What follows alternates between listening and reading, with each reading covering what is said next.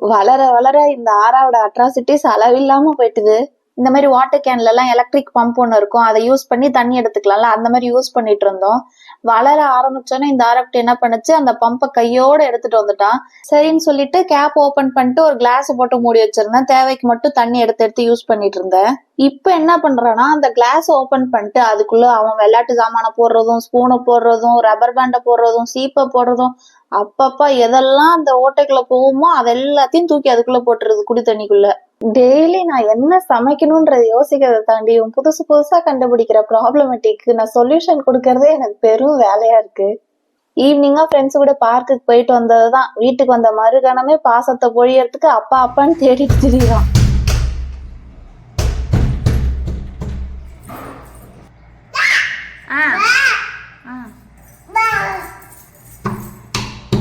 இங்க இல்லடா, அங்கதான்டா இருக்காங்க.